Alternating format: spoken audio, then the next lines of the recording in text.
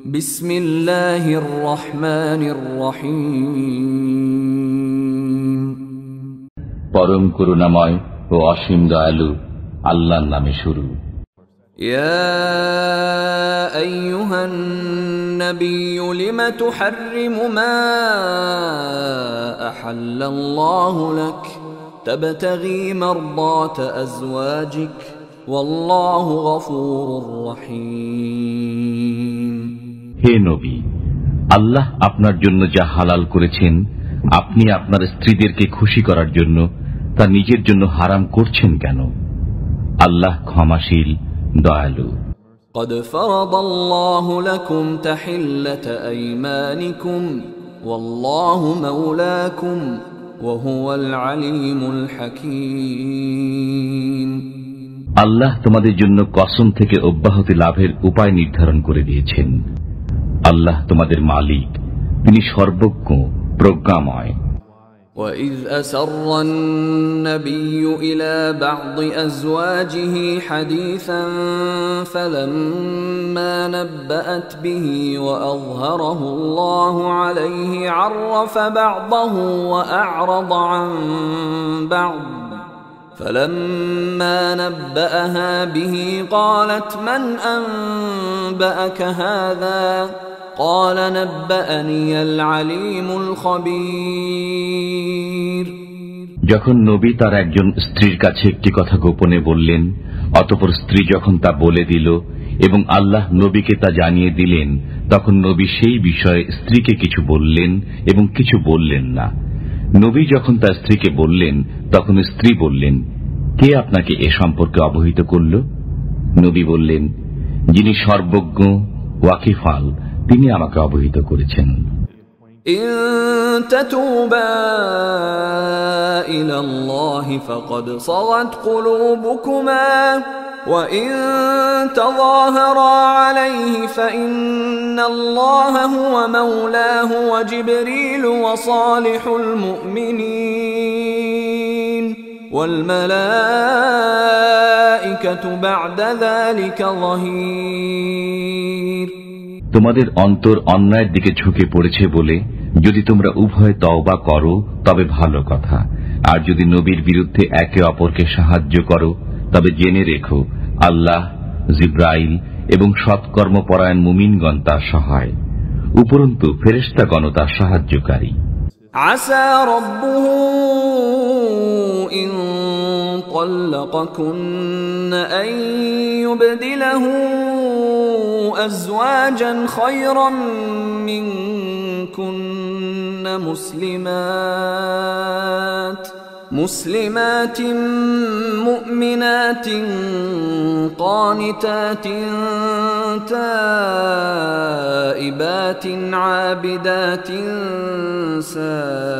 سائحات ثيبات وأبكارا। যদি নবী তোমাদের সকলকে পরিত্যাগ করেন তবে সম্ভবত তার পালনকর্তা তাকে পরিবর্তে দেবেন তোমাদের চাইতে উত্তম স্ত্রী, যারা হবে আজ্ঞাবহ, ইমানদার, নামাজি, তওবাকারিনী, ইবাদতকারিনী, রোজাদার, অকুমারী ও কুমারী। ইয়া আইয়ুহাল্লাযীনা আমানু কু أنفسكم وأهليكم نارا وقودها الناس والحجارة عليها ملائكة غلاظ شداد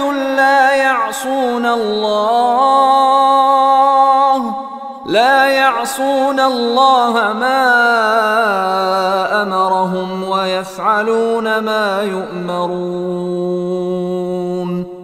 হে মুমিনগণ, তোমরা নিজেদেরকে এবং তোমাদের পরিবার পরিজনকে সেই অগ্নি থেকে রক্ষা করো যার ইন্ধন হবে মানুষ ও প্রস্থর, যাতে নিয়োজিত আছে পাষাণ হৃদয়, কঠোর স্বভাব ফেরেশতাগণ।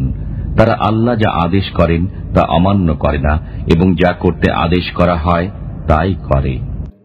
ইয়া আইয়ুহাল্লাযীনা কাফারু লা তা'তাযিরুল ইয়াওম إنما تجزون ما كنتم تعملون হে কাফির সম্প্রদায়, তোমরা আজ ওজর পেশ করো না, তোমাদেরকে তারই প্রতিফল দেওয়া হবে যা তোমরা করতে। يا أيها الذين آمنوا توبوا إلى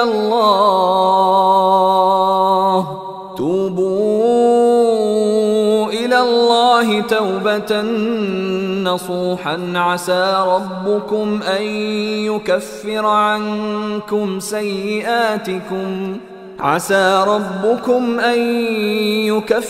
عنكم سيئاتكم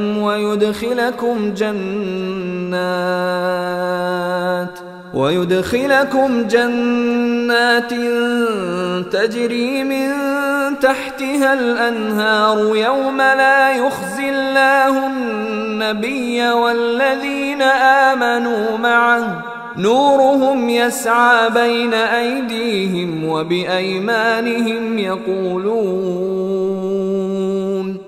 يقولون ربنا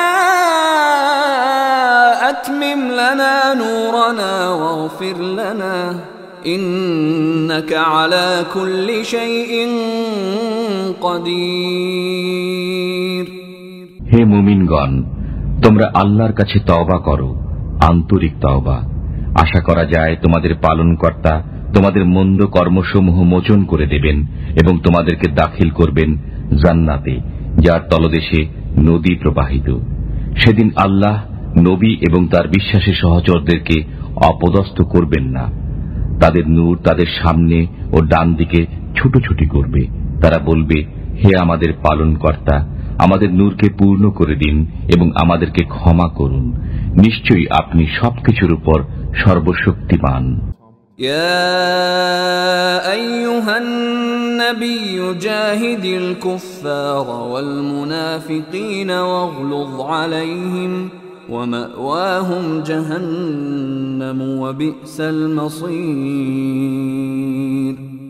হে নবী, কাফির ও মুনাফিকদের বিরুদ্ধে জিহাদ করুন এবং তাদের প্রতি কঠোর হন। তাদের ঠিকানা জাহান্নাম, সেটা কত নিকৃষ্ট স্থান। ضرب الله مثلا للذين كفروا امرأة نوح وامرأة لوط كانتا تحت عبدين من عبادنا صالحين فخانتاهما فلم يغنيا عنهما من الله شيئا وقيل ادخلا النار مع الداخلين আল্লাহ কাফিরদের জন্য নূহ পত্নী ও লূত পত্নীর দৃষ্টান্ত বর্ণনা করেছেন। তারা ছিল আমার দুই ধর্মপরায়ণ বান্দার গৃহে, অতঃপর তারা তাদের সাথে বিশ্বাসঘাতকতা করল। ফলে নূহ ও লূত তাদেরকে আল্লাহর কবল থেকে রক্ষা করতে পারল না এবং তাদেরকে বলা হল, জাহান্নামীদের সাথে জাহান্নামে চলে যাও। وضرب الله مثلا للذين آمنوا امرأة فرعون إذ قالت رب ابن لي عندك بيتا في الجنة ونجني من فرعون وعمله ونجني من القوم الظالمين আল্লাহ মুমিনদের জন্য ফিরাউন পত্নী দৃষ্টান্ত বর্ণনা করেছেন। সে বলল, হে আমার পালনকর্তা, আপনার সন্নিকটে জান্নাতে আমার জন্য একটি গৃহ নির্মাণ করুন। আমাকে ফিরাউন ও তার দুষ্কর্ম থেকে উদ্ধার করুন এবং আমাকে জালিম সম্প্রদায় থেকে মুক্তি দিন। ومريم ابنة عمران التي أحصنت فرجها فنفخنا فيه من روحنا وصدقت بكلمات ربها وكتبه وكانت من القانتين আর দৃষ্টান্ত বর্ণনা করেছেন ইমরান তনয় মরিয়মের, যে তার সতীত্ব বজায় রেখেছিল। অতঃপর আমি তার মধ্যে আমার পক্ষ থেকে জীবন ফুঁকে দিয়েছিলাম এবং সে তার পালনকর্তার বাণী ও কিতাবকে সত্যে পরিণত করেছিল। সে ছিল বিনয় প্রকাশকারীদের একজন।